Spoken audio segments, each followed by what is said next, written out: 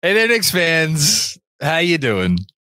It's your boy, Jonathan Macri, with you for another episode of the Knicks Film School Podcast. There are so many things that we have to be happy about today as we're recording this on Sunday, early afternoon. Nothing, though, makes me happier than the fact that I now get to share a weekly podcast with is living legend an appropriate term?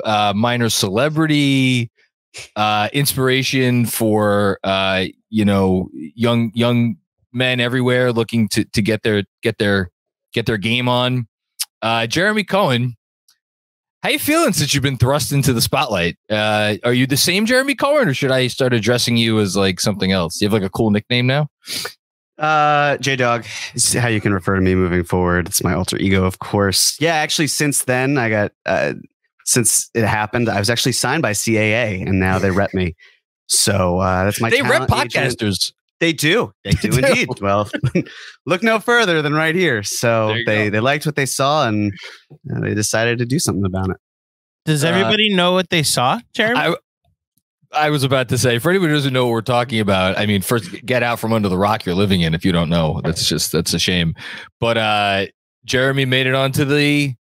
Well, actually, no, I don't know this. Were you on the Jumbotron? Because we got this clip of you dancing, to some really good house music there. Oh, no, again. Oh, I get to watch it play by play. Yes, I was on the Jumbotron. Okay. So it wasn't just the MSG feed. It wasn't. No, the MSG feed that you saw in playback is that's what's on the Jumbotron. So that was the case. Also, to clear up any confusion, that was a Jalen Brunson jersey. Love Frank Ntilikina. Thank you for your time here, sir. It's a Nike jersey. It was before the Knicks, shifted over to Nike when Adidas was Frank.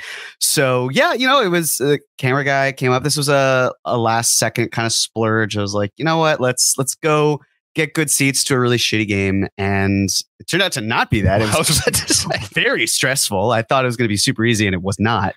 And cameraman comes over at halftime and is like, yeah, come on, you're going to be on the Jumbotron. I'm like, all right. My dude had already gotten a peek before then. Also, fun fact for anyone moving forward, if they feel the urge to be on the Jumbotron, which is not one that I had when I bought the tickets, but like section 2 is a great place to go if you want to have your 15 minutes or seconds of fame. Well, I guess for me now this is minutes, so I'll take it. But cameraman comes over, and we're waiting, and all of a sudden I'm about to do something, and I slip on the clappers or the thunder sticks that they had, because I slipped on the packaging, and I was like, I really hope I didn't just wipe out in front of them, but I didn't. And I just started dancing because I didn't know exactly when, and like an idiot, I was completely sober. I just want to put that out there too. She said I was faded. I was not. I was very much sober, and I just was like dancing with my eyes closed, which I normally wouldn't necessarily have done in that type of situation. I was like, screw it. And then I opened up my eyes, and apparently it was like, all right, well, we already did it. I was like, you know what? If that's how it lives, then that's fine. And then Benji texts me the link, dying of laughter, and Andrew's begging me to post. I'm like, yeah, go ahead, go forth and do it. So it's hilarious that it was captured, and I'm glad it gives people joy. It gave me great joy. I wondered to myself if the cameraman knew who you were ahead of time, because people do see these things. Apparently. Yeah, I think he saw my dance moves in another situation and was like, that guy, he just has it. He's got that, like, it when you see it. He's got it, and that's how a star is born. Yeah, that's actually the next adaptation that they make of that movie. It's just going to be me and Bradley Cooper. So I'll be the Lady Gaga role. And it'll be great. I'll perform on SNL. I don't forget all the other stuff that happens in the movie that's really sad. It'll be fantastic. This is off to a scintillating start that has, of course, everything to do with the Knicks on what was actually a very, very big week for the New York Knickerbockers. A week that started off with a lot of, use my favorite word, consternation. The Knicks lost a couple of games, right? They lost a couple of games in a row. It was the Magic game, and then didn't they lose the game immediately before that, or no? Am I making that up? No, they lost to Dallas. That's right. It was the Memphis win in between the Dallas loss and but that's why the Memphis game felt like a loss. If there was ever a win that felt like a loss, it was that game. Now, how Memphis has played since then, maybe puts a little bit of a different glean on that game. But anyway, so the Knicks were kind of what's that? Also, no Brunson. No Brunson, but I think still, I know for me, I was expecting. Let's go back to the Dallas game. They come out of the Dallas game and they don't perform to the standard in terms of like effort and engagement and like precision that you would expect from a Knicks team looking to get every win they could possibly get. And then coming out in the Memphis game where it was like, man, you would have thought at the very least they'd come and correct this. They didn't. And then to follow that up with the Magic game, which again, no Jalen Brunson, so that matters. Magic are a good team. But the way they lost that down the stretch where they couldn't, get a field goal for 6+ minutes, things were really getting a little wacky around town in terms of the conversation around this team, in terms of certain players on the team. There was a lot of Josh Hart stuff floating around. There was some Julius Randle stuff floating around. It was just a lot of negativity, somewhat of a feeling of desperation. When are we going to make a trade? We need to make a trade ASAP, this, that, and the other thing.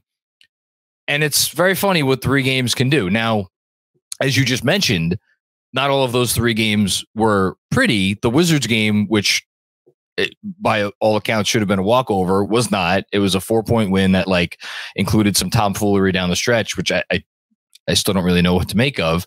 And even the game before that, the Rockets game, like eventually they pulled away, but that was a really tough game. So for all of that, so in total, 5 games was leading up to last night, which was obviously the return for Emmanuel Quickley and RJ Barrett. And before I said my piece, because I did the post game, I want to know from you, what were your thoughts and emotions, whatever, however you were doing going into that game, and then we could talk about how we both feel today. The best way I can describe it is seeing them return. It feels like an ex that you still greatly care for and love, but you know that you're in a better spot and you couldn't continue with how it was. So you've each moved on and you want them to be happy, but you also want to be happy. And it seems like a situation where both of you are now happy. That is a all too real, too fast type of way of looking at it. But that's honestly the best and only way that I've really been able to describe it, because we have seen them grow. I mean, I was talking about this the other day. It was like, let's say Quentin Grimes gets moved. There would not be a first-round pick that the Knicks made that was on the roster for more than 4.5 seasons since like 2000 at the very least. And then RJ Barrett was the player who held that distinction of longest tenured first-round pick. He was the first one to sign that contract since the Charlie Ward curse. You've got Quickley, who you're thinking, oh, well, he'll be the next guy to do it, of course. And it's hard to see RJ lock in the pregame ritual. It's like, well, we used to be able to comment on that when he was on our team, or Quickley skipping through the guard. He's like, damn, that we know that feeling all too well. And so it's great to be able to see them. But also the most important thing to me was that the Knicks win. And they did just that. They pulled away in the second half. So it was lovely to see them. I'm glad that they made their return. It was a great reaction. It seemed like Quick was going to start crying. And I know it meant a lot to RJ as well. But that's now over with, and they're competitors just like everyone else and every other team that isn't in New York, specifically in Manhattan. So I'm thrilled for them, but also even happier that they lost. That's very well put. And your analogy to like the ex that you see and you still care for reminded me of another old kind of tortured romance film, The Way We Were. If anybody who hasn't seen it, you should go see it. It's great. Barbra Streisand, Robert Redford flick, which ends with like they see each other. And wait. That one, I haven't seen that one, so we can. Oh, okay. So I won't spoil it for you. Me. Yeah, there haven't been multiple remakes like A Star Is Born. Let me just say that the end of that one, it's similar. What you just said reminded me of it. I'll just leave it at that. Right. Back to basketball. I completely agree that the most important thing for me, like going into the game, was like come out with the win. That being said, I think it was with the caveat that we don't know for sure Isaiah Hartenstein's injury status. For anybody who doesn't know, Isaiah, I guess, twisted his ankle in the game. He had to leave, and his status is I don't know if it's officially day to day, but it seems like it's day to day. So we'll see what happens. With that caveat, I think it was pretty much a perfect night for, I don't want to speak for all Knicks fans, but for me, because it was not only a win, but it was a win going away. I think you saw a lot of positive signs, saw some negative signs too, which we'll get into maybe a little bit later. But like all of the reasons to believe in this team, and I think even more specifically, all the reasons to believe in this team in terms of being capable of doing big things after the trade and because of the trade. I think you saw a lot of those positives on display. And then for Quickley and RJ, I thought it was kind of the best of both worlds. They both got to have their moment at the Garden, and they, like you mentioned, Quickley skipping. Like RJ had a really nice first half, but you also got reminded of the reasons why they're not here. Different for each player, though. For RJ, you were reminded of some of the inconsistencies, and like it was. I don't know why he was guarding Jalen Brunson. Do you think he went to his coach and was like, "I got this tonight"? Either way, like, yeah. Putting RJ Barrett on the other team's best player is not quite the same as putting OG Anunoby on the other team's best player. So, like, you were reminded of some of that RJ stuff. And with Quickley, not that Quickley did anything wrong or had a bad game or anything, even though it was an underwhelming scoring output for him. But for me, and I'm curious how you felt about this, getting ahead of ourselves with game ball, but like seeing Jalen Brunson do what he did, and this is my big takeaway from the past week. It's not only that game, but what he did against the Wizards. Shouldn't have needed to, but he did. And then even in his first game back, the difference between when he was in the game in crunch time against the Rockets versus when the Knicks didn't have him against the Magic in crunch time. It's a reminder that like ultimately the reason Emmanuel Quickley is playing in Toronto was because the Knicks had 2 point guards and they both deserve to start. And that's like, they should both be getting a ton of minutes as a point guard for a basketball team. And the Knicks already have theirs, and he's really good. So that was kind of my big thing. Yes, it's a blessing to be able to say that, where the Knicks used cap space to sign a player who I think is all NBA caliber right now and should be starting in the All-Star game, and a homegrown player that they traded up and then traded back for, and Emmanuel Quickley.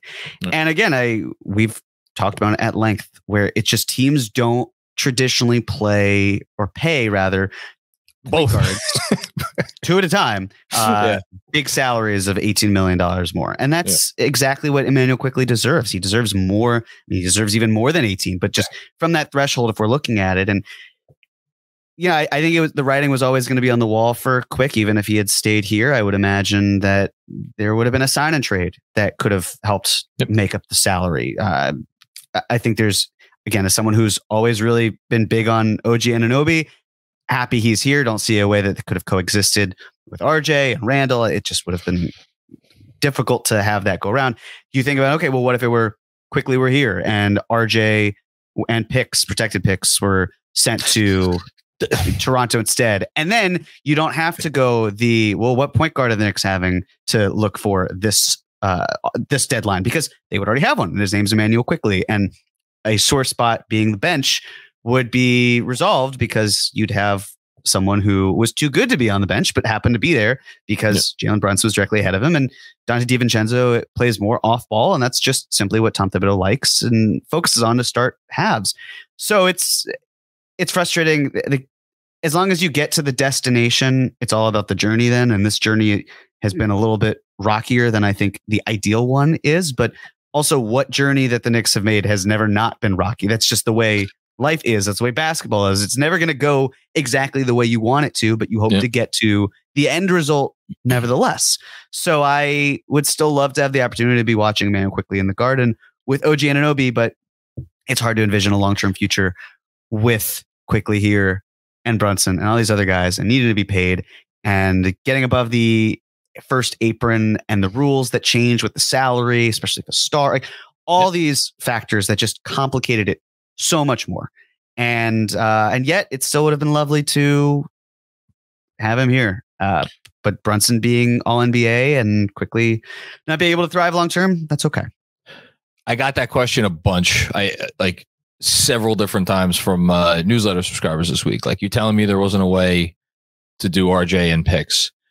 And I think, like, I don't think we'll ever know whether or not first of all, whether that was ever going to be possible, because if the Raptors felt like their OG Anunoby was their premium chip ahead of Siakam, which I think is fair to say, like, and like you know as well as I do that the trade for Siakam was not an overwhelming return. Let's just say it's fine. Fair. It was, extremely. I don't want to make it out like it was unfair. It was a good deal for both sides, but it was what it was. And so if they're like, we need to get in one of these trades a premium young player, what's the best premium young player that we can get? To think of like, all right, well, what would the Knicks have needed to do by way of draft compensation to overcome that desire by Masai and the organization? And you start thinking like, is it multiple distant future unprotected first? And then that throws off the whole thing. So again, it's like, I don't even know if it's a point in having that conversation, but that, to me, that's besides the point. And it's because it goes back to what I said before, which is like, yes, it's annoying that the Knicks are still desperate. I don't want to say desperate. There's a great need for another playmaker off the bench, playmaker to play in place of Brunson if he misses games, for when Brunson sits, the whole thing. But if in a league, I think I would put it this way in what I just wrote about it, in a league with scant resources, like, the best teams they maximize the resources that they have. And I always will kind of wonder if the best use of resources was to keep Emmanuel Quickley and Jalen Brunson on the same roster. I know there are people that will vehemently disagree with that statement. And that's why I think it's arguable one way or the other, but that's kind of at the end of the day why I'm kind of comfortable with it. And then what OG has done has been pretty great too. One more factor I just want to toss in there. Sure, yeah. Unless there's something else on the top. No. Let's before we move on. So the Knicks obviously wanted to get this deal done, but there was also a restriction in terms of how they could operate, which was that by getting OG Anunoby on December 30th in the 6-month extension. So there's a rule where you can't extend a player once you acquire them for another 6 months. Well, if the Knicks were to get OG on December 30th, then June 30th, he could opt into a player, its player option, and then extend off of that. Maybe he does it, maybe he doesn't. Nevertheless, why take that option off of the table if you're New York? So the Raptors could have played this out, and the Knicks could have said, yeah, we'll figure it out. We'll go through it. It'll be fine. But there was the motivation to get this deal done when it was done. Yeah. And I'm sure the player option was a factor in that. And if it was, that's where the Raptors had some leverage, which was, well, you want this player so you can do potentially X, Y, and then Z. That's fine. It's just going to cost you. We don't want the protected picks. We want Emmanuel Quickley. And if you're the Knicks and your primary focus is creating an avenue to get OG Anunoby to opt in and extend, and you want to keep that option on the table, that does it. You're kind of up in between a rock and a hard place. And that's where you kind of have to deal with it. I agree. It's nice to have that option. I think for me, the urgency was more about it twofold. One, they had seen their defense fall to being the worst defense in the league over the previous month. And I think there was some urgency there to get somebody that could come and help that, like, not in a month and a half, but like right away. And also, like, as in the aftermath of the Siakam trade, there's all kinds of reports that have come out about how perhaps Siakam, not perhaps, but it seems like Siakam was not maybe the Pacers' first choice of players to get from the Raptors. And like, they have two big time players on their roster in terms of recent draft picks between Mathurin and then the Walker kid. I mean, we don't know who he's going to be yet, but he was a high draft pick. So like, the Knicks were not competing against themselves here. They were competing against other teams who were willing to offer potentially real stuff to get Anunoby on the roster. So I think, when all of that stuff factored together, there was a lot of reasons why the deal got done and the way it got done. And yeah, I just don't know if the timing of the games was that consequential. Maybe not. Because in theory, right? Like, they could have done it the next game, right? Like, let's say they lose to the Pacers. Like, that's fair. That's like, true. They could have done it that way too. But that hard deadline, knowing, hey, we've got potential big plans this summer. What's the best way that we can try to fit those plans? Now let's work backwards. What do we need? What do we want? How can we achieve that goal? They went up right into the deadline. I mean, we talk also about Fred Katz talks like teams don't normally do anything until there's a deadline because why would they? That was a deadline. It was a mini deadline, but it was a deadline nonetheless. And then the Siakam portion, I think, was just we have to do this. We've already started stripping down the roster.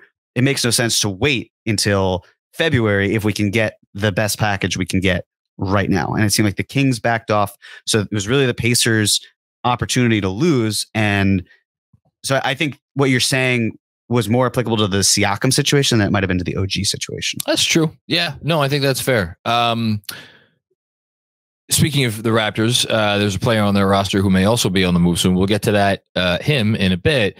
We're going to go through some headlines, but we're going to start with a player you mentioned a moment ago, Quentin Grimes, who, crazy to say, if he does get moved, there won't be a single first-round pick drafted by the Knicks on this roster, which is wild. But anyway, so headline: the Knicks are actively fielding offers for Quentin Grimes, according to rival executives who have been in contact with New York's front office. That is per Fred Katz.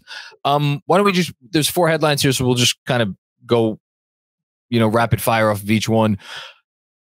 To me, it makes sense that they are fielding offers for Grimes from this perspective. If they do feel that there is a need for more playmaking on the roster, he is the piece that makes the most sense. It makes the most sense to use him as the primary piece because if you keep him, there's not going to be playing time for him unless you relegate Deuce to the bench. And I think that's a fair argument. You say, okay, relegate Deuce to the bench and just keep playing Grimes and then give up whatever else you need to get to get that playmaker. But the Deuce role is 10 minutes a game. So how good of a player are you really getting? That's going to really impact you. That's going to fit into 10 minutes a game. So that doesn't really work. And plus you just signed Deuce to the contract extension and he's been good, not as a backup point guard, but in his role. So from that perspective, it makes sense to dangle Grimes to get whatever you want to try to get. But what are your thoughts? I know you've talked about this, by the way, this week on Cream. I think it's wild that we even have gotten to this point where, how is it that Quentin Grimes went from starter on this team to now not even able to really eclipse more than 20 minutes per game? I mean, in his last 10 games, he has played over 20 minutes twice. Yep.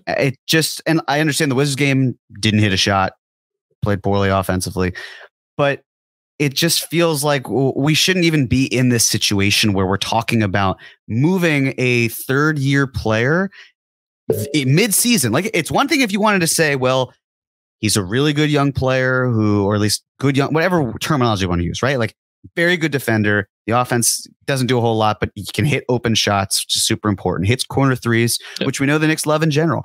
But this is someone now who is struggling to see court time even in blowout wins. And if you wanted to move him, the best time, in my opinion, would be use him this summer. He's good matching salary to get you over the hump. There is value there. Work with it that way. But now, and I guess this is kind of it's not like the Brunson and Quickly situation with Grimes and Deuce, because theoretically speaking, there shouldn't be one impacting the other. And yet it seems like it doesn't even seem like one is impacting the other, but there is a bit of a glut. But there's always a bit of a glut, and it's fine because if you don't have that, then you also run the risk of very little depth and one player goes down and you're in trouble. So it's just frustrating that the Knicks are even in a position where they're trying to move Grimes. I will fully reevaluate this, number one, if and when there's a trade of Grimes, and number two, depending on what any other moves might be. But in the heat of the moment, it's frustrating that we've gotten to this point. And I just wish that we could have had more going on where he didn't fall out of favor. However, he fell out of favor. I can live with it only because I think for as much as there has been a lot of attention paid to how much New York's internal valuation of Quentin Grimes and appreciation for Quentin Grimes has decreased a lot over the last year and a half, I'm not sure if his valuation as a player around the league has taken like a massive hit. Like I don't, if they trade him for whatever they're going to probably wind up trading him for, I'm not sure that return is going to represent some like 50 cents on the dollar compared to what they could have gotten, a year and a half ago. And I do say that very cognizant of the fact that there was a Donovan Mitchell deal out there that maybe could have gotten done if Quentin Grimes was included. I think that trade also would have included multiple future unprotected first round picks. So it's that you always have to throw that part in. So I don't know. We'll see. Feels like it's not quite a messy situation, but it's not an ideal situation to your point about what you were just talking about. But I don't know. I also get it. So speaking of players I might be targeting, this is per Michael Scotto of Hoops Hype. The Knicks aren't in a rush to push their chips all in for DeJounte Murray at this time. They are doing their due diligence and looking at various players across the league, including Hornets guard Terry Rozier, Blazers guard Malcolm Brogdon, and former Tom Thibodeau favorite Alec Burks, sources said. I should also note that those same three names, I believe, were in addition to Clarkson, were mentioned by Mark Stein this week. So those names have been making the rounds. I'm going to toss this one back to you. What are your thoughts on these guys? So let's start with DeJounte Murray. I truly wonder how much he's going to go for. And there's a part of me that, even though the market is robust, I wonder if the team that acquires him gets him for moderately low, all things considered, price point. And then it's not by the Knicks, and Knicks fans are then saying like, well, how the hell did we not get in on this if the price is that low? But we'll see what the return is there. Terry Rozier just doesn't make a ton of sense to me. He's having a fantastic season offensively, but the defense is just, it's the reputation that I think he gets sometimes doesn't make much sense to me. Maybe it's, again, because of being drafted by Danny Ainge or being on that Boston team, but that's not his calling card. And when you look at come playoff time, what matters, yes, you want to hit open shots, but you need to hold up defensively. And when you also look at the fact that Rozier's contract is an additional year after next year, and it's non-guaranteed, but it's really like a partial guarantee because it's 24 million or so of the 26 or so million is what's guaranteed. So if you want to continue to soup him, you're essentially trying to commit to selling another team. And well, it's this year for the matching salary, but also it's the next year, which you totally want to enjoy, because why wouldn't you? And then Malcolm Brogdon, again, I certainly would be in favor of, but there are drawbacks. I think the injury risk is a concern. I'm curious if he costs more than what I had presented. I thought would be a fair trade, which would be the Bucks first and Dante and Fournier. And thank you. But again, we'll see if that's the case. Alec Burks, again, I'm not interested in a reunion. You can't continue to soup him very easily. You'd have to go the sign and trade route. He'll be 33 years old. It's a lot of money you'd have to commit for the math to work. It doesn't make sense to me why they would go about that. And the last thing with Clarkson, talked about, yes, Clarkson is great for matching salary this year. The problem is his salary drops to $14 million next year. So you really can only effectively continue to soup him this season. And the issue with doing it this season, so essentially by this season, I mean before July 1st, because he's got that $23 or so million cap hit where it's fine to use him. But the Knicks are also hard capped because of Dante DiVincenzo. So they've got to find a way, if a star became available and they wanted to use Clarkson's salary, to make it work without going above the hard cap. It also might mean they go above the tax. It probably would. And I think there's a way, if you're the Knicks, where you're like, well, how can we stay below the tax this year? And then next year, we do everything we need to do to try to get a star. We're in the tax, it's first apron, whatever. We can manage that. But this year, it's kind of like, well, we're up against the clock and we're in a difficult position if we have Clarkson, because we have to get this done by June 30th. Whereas you look at any of the other players, well, not any, because not Burks, but like Murray or Brogdon or even Rozier or another player that we'll talk about, like those guys, you can say, well, we can get it done before June 30th if the math works out, but also we can wait. There's no pressure. And just to clarify for anybody who may not know the specifics of the rules, all that matters in terms of being in the tax is where you are as the new league year begins. So you could spend as an NBA team 364 days above the tax, make a trade on June 29th to get below the tax, and you are not a tax team as far as the NBA is concerned. But the flip side, which is what Jeremy's talking about here, is you could spend the entire year under the tax, which the Knicks currently are. And if you make a deal the day before, the new league year kicks in, you go above the tax. And if you're sitting there being like, who gives a shit? James Dolan is worth however many billions of dollars. It's not about that. It's about once you start that clock, then you're in line for repeater tax penalties and all kinds of bullshit that like there's all kinds of bad reasons you don't want to do that. So you want to wait to if you've been responsible with your money, which the Knicks have, you don't want to blow it unnecessarily, which again, this sort of scenario that you're unfolding would do. I'll note that just as far as Clarkson is concerned, Ian Begley reported that Utah is going to want a lot back for him, which there's a real shocker. I don't think we need to say anything about that. I like Clarkson. I like the idea of Clarkson on this team. I think he's a good player. I know he hasn't shot it well this year. I'm not sure I want to pay whatever the price is going to be, but I don't think we have to dwell on that too much. And then we can go to the last name, Bruce Brown. So Bruce Brown, I know I should also note, I know it's not here, but Ian Begley said after the game last night, like, I forget what his exact words, but it was something along the lines of like, it's a name that keeps coming up as in like, there's smoke there. I think Woj mentioned, was it Woj that mentioned the Lakers and the Knicks in Bruce Brown teams, or am I conflating Woj with Shams? One of them. Someone said it. Yeah. Someone of note was like, Lakers, Knicks for Brown. I'm sure they're not the only teams. Anyway, Bruce Brown was asked last night about the trade rumors, and he said, "I'm Tom Thibodeau's type of player," which I think is a gift and a curse in this scenario because, like, yeah, the Knicks, there are reasons for them to want to get players that the head coach is going to want to play because, like, it's very clear that he only plays guys who he's comfortable playing.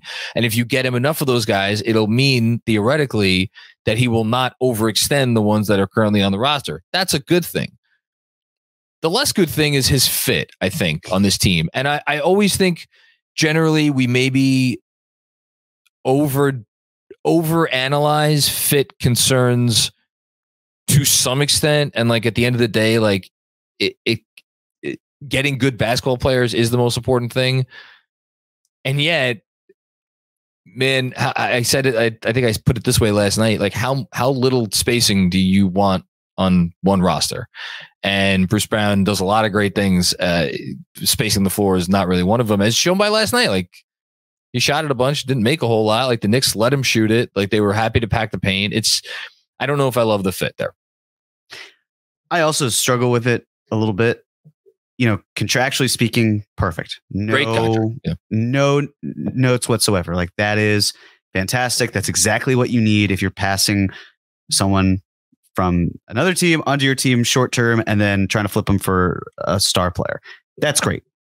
I agree with you. I think the fact that he's not quite a lead ball handler, he can break down some players every now and then, but that's just not his role, where it's kind of fascinating they would go this route. He's also CAA. A lot of the other players we mentioned are not. So if you wanted to say like, hey, well, if we're basically rerouting someone 4 months from now, it's fine. Like, you can do that. You get away without burning any bridges or harming any relationships that are already maybe a little not in the best terms.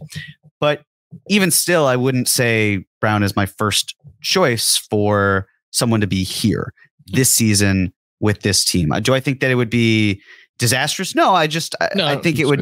I think it's fine because you get someone who they can work hard, they can do well in the playoffs, but the lack of the catch and shoot opportunities is tough. I think for all these players, there are going to be drawbacks. At the end of the day, if you can get above a certain threshold of, like if we're talking about Brogdon, Brown, and Murray, if you say, well, let's say that we're happy with any of those three, and it really just comes down to who costs the least.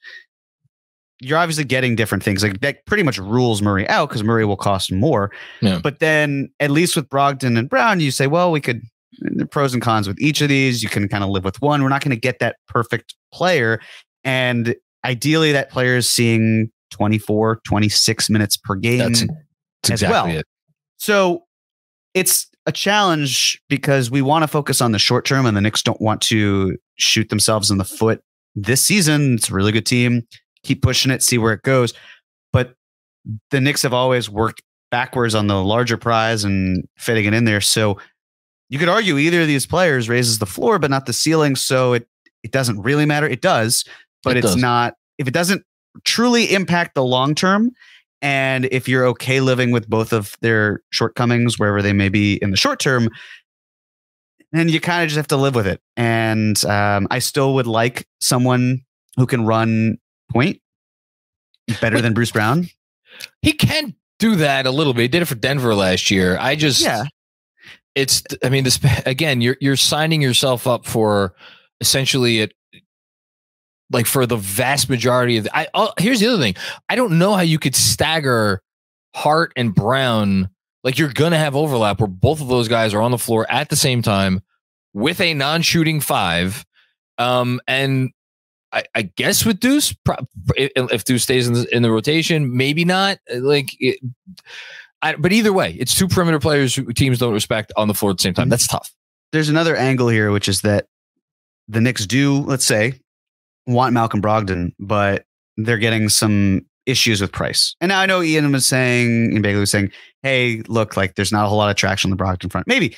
I also don't know if he's necessarily being led astray, whatever it might be, but like there's also some sort of smoke screening that could be involved in some capacity of, well, maybe we don't want Brown, or maybe they absolutely do, and that's fine. I guess the one thing I'd point out with the point guard situation is there's a great quote years ago about Peyton Manning. And so this was Ron Jaworski interviewed the offensive coordinator and said, John asked Tom Moore why he wasn't giving some snaps to Peyton's backup. Moore is a man of few words, but when he talks, those words have weight. He looked us both in the eye, paused for a moment, then said in that gravelly voice of his, fellas, if 18 goes down, we're fucked. And we don't practice fucked. And I think there's something to be said of how looking for that backup point guard, you obviously want someone to run the second unit. Yeah. And a big concern is if Jalen Brunson goes down. But if Brunson is hurt, you're fucked. They're fucked. That's just the way it goes. So you want someone to stop bleeding in spurts, but get the shortcomings for both. Yeah. I think that's, listen, we're going to go back to a lot. We're going to spend a lot of time on all this stuff in the coming weeks. We're not quite there yet where it needs to be talked about much more than we just did. All right, let's give out some game balls. Given to a player, coach, or entity that stood out this week and deserves special recognition. Your candidates: Jalen Brunson in 3 games this week. Jeez, 36.3 points, 5.3 rebounds, 8 assists on 54, 46, 82 shooting splits, and the Knicks were 3-0 in games he played. Anunoby, 403 minutes with the Knicks. He's plus 40 per 100 possessions. That is not a misprint. That's via cleaning the glass. Somehow hasn't gotten a game ball yet. I have a feeling that may change today. Isaiah Hartenstein, 44 rebounds in 4 games this week. He's plus 9.8 per 100 in nearly 1,100 minutes this season. That's insane. Josh Hart had a terrible performance on Monday. Rebounded, literally, on Wednesday and Saturday with some very Josh Hart-esque performances. That also made his absence on Wednesday, versus the Wizards on Thursday, felt very prominently. And then last, and certainly not least, Emmanuel Quickley and RJ Barrett. One final game ball nomination after an emotional night on Saturday. Jeremy, much to my chagrin, it is yet again your time to pick first. I'm going to go with Jalen Brunson because shocker. Right. I mean, he was everything to this team this week. He was just incredible. The stats are insane. 36, 5, and 8 on 54, 46, 82 shooting is bananas. So a lot of great candidates here, but he is their engine. They go as far as he will take them. And when he plays like this, he takes them pretty far. So it's got to be Brunson. One of the 2 best guards in the East. There's no conversation. And certainly at this rate on track to appear on some MVP ballots come the end of the year. I'll go with Anunoby. He's an interesting player. He's an interesting fit on the offensive end. Certainly, I am curious to see how things develop with him and how they continue to try to figure out new and better ways to utilize him. And it, like, as great as it has been since he's arrived, it doesn't feel necessarily like the impact is at the level that the numbers say it is. But at the same time, it's like you see him on defense and you're like, okay, he's a game changer on defense. Why Tibbs doesn't want to sit him. And then on offense, like, the guy just keeps producing. Like, the numbers on offense have been good, even if like the scoring volume may not be there. And he really does just click everything else into place. And I think it cannot go, like, you can't say it enough. He does not demand the ball ever. And I think that's weirdly a benefit, given how this team is put together. Maybe not so much when it's the backup units, but we'll get to that later. So OG Anunoby gets my game ball. He's been awesome. I'm really happy he's a Knick, and it was cool to see him perform well against his old team last night. Kind of lost in the shuffle. Okay, detention. They lost this week, so we have to give it out. Given to a player, coach, or entity that deserves to sit down for a while and think about what they did wrong. Disclaimer, it's per Andrew Claudio. This is all mostly based on the one Orlando loss. Overall, positive week equals very few legitimate candidates. Our first candidate, this is unfortunate. Miles McBride. In 68 minutes this week, 35.7% from the field and 29.7% from deep. You figured there was regression coming, but that's still pretty stark. Okay, Knicks fans. Why are we putting Knicks fans in detention? Jesus, Andrew. Jalen Brunson is having an all-star, all-NBA, and borderline MVP season, and he ended at sixth in the last all-star voting returns. Come on. People are busy, Andrew. Jordan Poole, the unseriousness of Thursday night was the highest form of comedy. Yes. Cleveland Cavaliers, please go to detention so you stop winning games and we can jump to fourth already. That'd be nice. Angel Food Cake schedule. And finally, Tom Thibodeau. The minutes load. The Lions versus Orlando that had no chance to score. I don't know. Just fire his ass into the sun. Yes, that is me. Jonathan Macri saying it, not GMAC. Finally, I could say how I feel. The Knicks would be undefeated with a different coach. Fire Tom Thibodeau. Whoa. It took a long time for you to say that. Wait, there's one other thing that's on there. What? I'm Ron Burgundy. John, hold on. Jeremy, this act he's been putting on, we finally get his true feelings. Crack the code.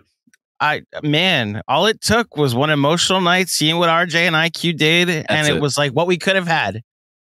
My goodness. I'm glad you got that out, John. I'm sure that felt good. You know? It was cathartic. Good.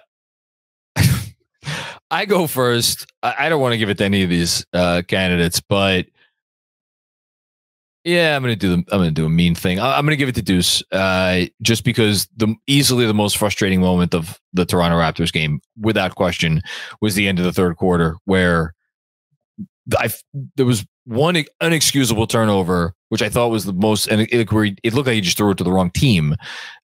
Complete carelessness in terms of executing like a basic entry pass. And then on the very next possession, as he's trying to take whoever he was trying to take off the dribble, like falls down and it goes off his leg. Like I said it last night. I agree with Benji. He's come a long way as a shooter. I'm not worried about the shot. He's a hell of a defender, not a point guard. I think there is a gap between not a point guard and you can't what we've seen a couple of times here with him. He needs to be better. Like at a certain point in time, it goes past it's not really what he's good at. It's not his role. Like Deuce needs to be better. Deuce can be better. I think Deuce will be better. But if I have to put someone in detention, it's going to be him. I would have gone with Deuce, so I get it. There you go. There's some regression there. I will go with Jordan Poole, I guess. That's a good one. There's no one I want to give detention to anyway, because to me, it's like they went 3-0. They almost won. I mean, they didn't. No, I'm saying they went 3-0 when the game's without Brunson. Yes. And then the game that they lost, it was without Brunson. And that did make me mad. That was like the most frustrated I've been with the season. But then you have these 3 games. Like, well, again, if Brunson had been there, then probably a different story. But nevertheless, they lost that game. Yeah, I'll go with Jordan Poole because it just feels like when Draymond punched him, they both lost their powers. And I don't know. Just the inability to register. We're down by 3, and we need to get the ball back. And let me go help out my teammates. Yeah. So now it's a 5-on-3 instead of a 5-on-4. The diving was also great. I thought he like slid all the way to Astoria on that one. It just, I don't know how he thought he was going to get that. Just a wild player. Very fun to enjoy when you're watching from the other side of this. Yeah. Yeah. So I'll go with him for the shenanigans. Maybe the worst contract in the NBA. Has to be in the conversation at this point. It's a good question. What is still the worst? Like, what the worst contract in the NBA is? Because Simmons expires after next season, so yes. Although more years on Poole, you do. But But the thing is, the Wizards don't have anything to work with. I'd actually say that, given that they want to win, and they've actually won games without him, Zach LaVine might be the worst contract in the NBA. Well, they can't move him, right? So I feel like if you can't move him and you're trying to win, that might be it. I think that's it. Wendy wasn't exactly subtle this week. What did he say? He's like, the Lakers wanted Zach LaVine. They could have him yesterday or whatever the hell he said. Not great. Anyway, we don't have to talk about any of that. Predictions. Hey, presented by our good friends at Prize Picks. Go to prizepicks.com/KFS. Don't forget prizepicks.com/KFS. And use code KFS for a first deposit match up to $100. You've heard us talk about it enough by now. I'm sure you know what that means. It means you could deposit any amount up to and including $100, and PrizePicks will match that amount. They will deposit it right into your account for you to have some fun with. Daily fantasy sports made easy. Again, prizepicks.com/KFS, code KFS. I'm really falling behind here. I had an opportunity 2 weeks ago and I chickened out, and now I'm paying the price. You are 7-4. I am 4-7. The 3 games are at Brooklyn on Tuesday. So the Knicks get a couple of days off. Thank God. Then I said at Brooklyn. Yes, they do need to go to another borough, but it's a home game. Home for Denver. That's Thursday night. And then Saturday night on ABC, home for Saturday afternoon. I misspoke. Saturday afternoon, ABC, 3 p.m. That's a 3 p.m. start time versus the Miami Heat. Jeremy. I'm going to put you in a tough spot. No, you're not. I'm picking whatever you don't. That's fair. I'm going to go 2-1. Okay. So I'm going 1-2. I don't. Man, would I love to be wrong about it. Could you imagine my face next week if they go 3-0 and I would have had a chance to pick 3-0? Well, listen, there was one team last year that beat the Nuggets every single time they played, and that was the Knicks. And I don't want to overlook Brooklyn because, look, I mean, they're kind of a shell of themselves right now, but they kicked the shit out of Lakers last night. Which doesn't say a whole lot to that either, but yes, but even still, yeah, I was surprised that they came back and won that game. And then the Heat, I mean, losing to the Hawks like that on Udonis Haslem night, I think there's, it could be a trap game afternoon kind of action, but I feel confident with 2-1. If the Hartenstein injury didn't happen last night, I think I would have gone 3-0 with my pick. But because that injury happened, and because as of now, I have a little uncertainty against the Nets, who, like, I know the Knicks have blown them out occasionally recently, but I don't know. I can never quite quit the Nets. I always think that they have it in them to have a good game, even though their team has, as you said, completely disintegrated in front of our eyes. But I don't know. I mean, someone we probably should have included in Game Ball, even though it was really just one quarter, was Precious Achiuwa. Mm-hmm. Maybe should give me a little bit more confidence that, hey, even if Hartenstein doesn't play, but whatever. I'll stick with 1-2. I hope I'm wrong. I hope you win or they go 3-0. That would be great. What else? Oh, an announcement. We're going to end the show with this. This is a big deal. So we've done watch parties before. We are stepping up our game, I think, with this one. So this is going to be in 2 weeks. This is so for the Lakers Knicks game at or on Saturday night, February. I should know the third. Yeah, February 3rd. On the screen. I'm looking at it. I'm looking for it says it at the top. Oh, that's right. Okay, I didn't see the very top. Saturday night, February 3rd. This is going to be a T-squared social. So T-squared social is. I'm pretty sure I could say this because it sure as hell seems like it to me, the biggest sports bar in New York City. The place is incredible. Me and Andrew visited. We were lucky enough to be able to visit it a few weeks ago. We walked in and we were blown away by this place. It's right basically down the block from Grand Central, 7 East 42nd Street. And they have a whole bunch of stuff. They have like duck pin bowling. They have like simulators and all kinds of stuff, multiple bars, like the whole thing. And we have basically our run of the place for this night. Again, Saturday, February 3rd for the Laker game. Things will kick off at 6:30 p.m. with a pregame party. And the first 50 guests to get there for the pregame event will get a free beer, courtesy of Bud and Bud Light. So come in, have a free beer, and then do whatever you want. Free admission, no charge. Like, we want basically all Knicks fans hearing this to come on down again to T Squared Social on 42nd Street, right down the block from Grand Central. Hang out with us before the game. If you're going to the game, come a little bit later for the game. It's an 8:30 tip-off. You could do that. We have a whole section in the middle of the bar. There's a bunch of TVs. They have League Pass, so there'll be other games on. Really, really excited about this event. So we hope everybody joins us. Jeremy, anything else?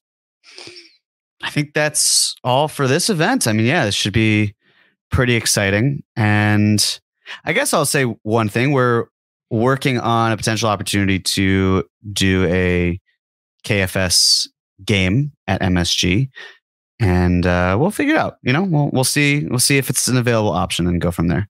But stay tuned in that event. Yeah, more news coming on that. But for right now, yes, 2 weeks. We'll drop a bunch of reminders. So if you're listening in the car and you whatever, you can't write it down, don't worry. But just remember the date again, Saturday, February 3rd, which I couldn't remember when I started reading this promo. And we hope to see you there. That is it. Jeremy Cohen, superstar. Any last words from you before we get out of here? I'm just going to dance it out, you know. It's a good dance and a great song. Thank you. Here we go.